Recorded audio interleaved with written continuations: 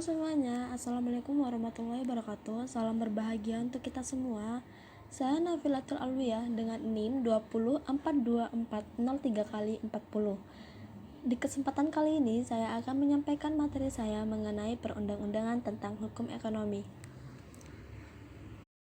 Hukum ekonomi sebagian dari keseluruhan norma yang dibuat oleh pemerintah atau pengusaha sebagai suatu personifikasi dari masyarakat yang mengatur kehidupan kepentingan ekonomi masyarakat yang saling berhadapan. Keseluruhan kaidah-kaidah dan keputusan-keputusan hukum yang secara khusus mengatur kegiatan dan kegiatan ekonomi di Indonesia. Ada beberapa peraturan dan perundang-undangan tentang hukum ekonomi. Yang pertama, Undang-Undang Dasar 1945 Pasal 33 ayat 1 sampai 4. Yang kedua adalah Ketetapan Majelis Permusyawaratan Rakyat Sementara Republik Indonesia Nomor 23 MPRS Tahun 1966 tentang pembaruan kebijakan landasan ekonomi, keuangan, dan pembangunan. Yang ketiga adalah Undang-Undang Nomor 1 Tahun 1967 tentang penanaman modal asing. Dan yang terakhir adalah Undang-Undang Republik Indonesia Nomor 1 Tahun 2013 tentang lembaga keuangan mikro. Selanjutnya, bunyi Undang-Undang Dasar 1945 Pasal 33 ayat 1 sampai 4. Pasal 33 ayat 1 menegaskan bahwa perekonomian disusun sebagai usaha bersama berdasarkan atas asas kekeluargaan. Sedangkan Pasal 33 ayat 2 menegaskan bahwa cabang-cabang yang penting bagi negara dan yang menguasai hajat hidup orang banyak dikuasai oleh negara. Pasal 33 ayat 3 menegaskan tentang bumi dan air dan kekayaan alam yang terkandung di dalamnya dikuasai oleh negara dan dipergunakan untuk sebesar-besarnya kemakmuran rakyat.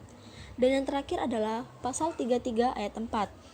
Di sini menegaskan bahwa perekonomian nasional diselenggarakan berdasarkan atas demokrasi ekonomi dengan prinsip kebersamaan, efisiensi, berkeadilan, berkelanjutan, berwawasan lingkungan, kemandirian, serta dengan menjaga keseimbangan, kemajuan, dan kesatuan ekonomi nasional. Lalu, sebelum kita memaknai pemahaman konsep Pasal 33 Undang-Undang Dasar, lebih baiknya kita lebih dahulu menjelaskan bagaimana konsep Pasal 33 Undang-Undang Dasar 1945 itu dibangun oleh para founding father bangsa, antara lain adalah Muhammad Hatta. Pertama dikemukakan bagaimana pembahasan soal perekonomian Indonesia merdeka pada sidang BPUPKI pada tanggal 16 Juli 1945 sampai dengan sidang PPKI pada tanggal 18 Agustus 1945. Dalam sidang BPUPKI membahas mengenai perekonomian Indonesia diterima pada tanggal 16 Juli 1945. Akan tetapi, mengenai hal itu tidak diturut dibahas dalam sidang PPKI pada tanggal 18 dan 19 Agustus 1945. Kesejahteraan sosial dalam sidang BPUPKI diusulkan oleh Muhammad Hatta sebagai berikut adalah: 1. Orang Indonesia hidup dalam tolong-menolong. 2. Tiap orang Indonesia berhak mendapatkan pekerjaan dan mendapatkan hidup yang layak bagi manusia. Pemerintah menanggung dasar hidup minimum bagi seorang. Yang ketiga, perekonomian disusun sebagaimana usaha bersama menurut dasar kolektif. Yang keempat, cabang produksi yang menguasai hidup orang banyak dikuasai oleh pemerintah. Yang kelima, tanah adalah kepunyaan masyarakat. Orang seorang berhak memakai tanah sebanyak yang perlu baginya sekeluarga. Yang keenam, harta milik orang seorang tidak boleh menjadi alat penindas orang lain. Dan yang terakhir adalah fakir dan miskin dipelihara oleh pemerintah. Mengenai usulan Muhammad Hatta tersebut tidak dapat dijelaskan bagaimana pembahasannya baik dalam sidang BPUPKI maupun sidang PPKI. Apakah kalian ketahui apa yang dimaksud Pasal 33 ayat 1 sampai 4 di Undang-Undang Dasar 1945 itu? Nah, para pemimpin Indonesia yang menyusun Undang-Undang Dasar 1945 mempunyai kepercayaan bahwa Cita-cita keadilan sosial dalam bidang ekonomi dapat mencapai kemakmuran yang merata, yaitu keadilan sosial bagi seluruh rakyat Indonesia. Oleh karena itu dibentuklah dalam Undang-Undang Dasar 1945, Pasal 33. Maksudnya, Pasal 33 Undang-Undang Dasar 1945 adalah suatu sistem ekonomi yang pada cita-citanya bertujuan mencapai kesejahteraan sosial. Pasal ini adalah sendi utama bagi politik perekonomian dan politik sosial Republik Indonesia. Dalam pasal 33 UUD 1945 ayat 1, itu kan menyatakan perekonomian disusun sebagai usaha bersama berdasarkan atas asas kekeluargaan.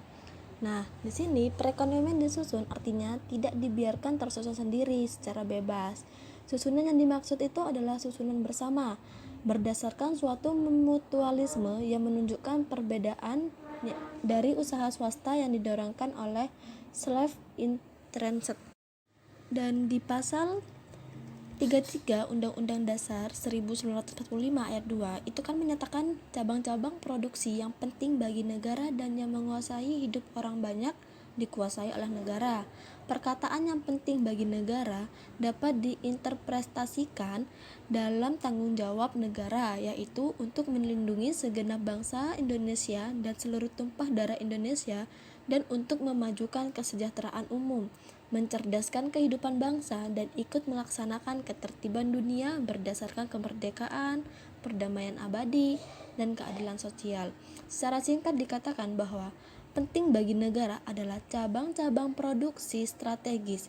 Interpretasi bahwa dikuasai oleh negara tidak harus dikatakan dimiliki oleh negara, namun boleh diartikan dimiliki oleh usaha swasta atau asing, hanya dapat diterima dalam konteks jiwa Pasal 33 Undang-Undang Dasar 1945. Maksudnya, pemerintah benar-benar mengendalikan atau memegang kendali sehingga Pasal 33 ayat 3 ini akan terlaksanakan. Makna yang terkandung dalam penguasa negara tersebut dimaksud bahwa negara harus menjadi penguasa terhadap cabang-cabang produksi yang dikuasainya.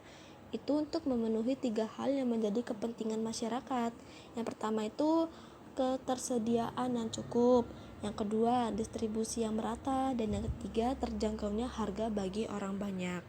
Mengenai pasal 33 Undang-Undang Dasar 1945 ayat 3 menyatakan bumi, air, dan kekayaan alam yang terkandung di dalamnya digunakan untuk sebesar-besarnya kemakmuran rakyat.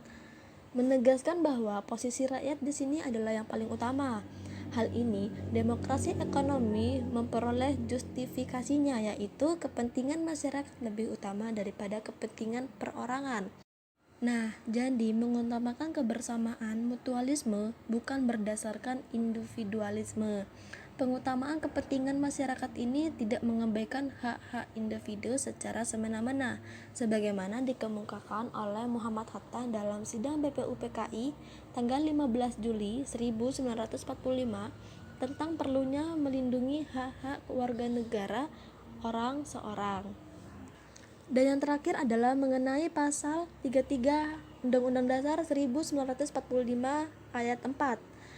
Di sini, perekonomian nasional diselenggarakan berdasarkan atas demokrasi ekonomi dengan prinsip kebersamaan, efisiensi, berkeadilan, berkelanjutan, berwawasan lingkungan, kemandirian, serta dengan menjaga keseimbangan, kemajuan, dan kesatuan ekonomi nasional.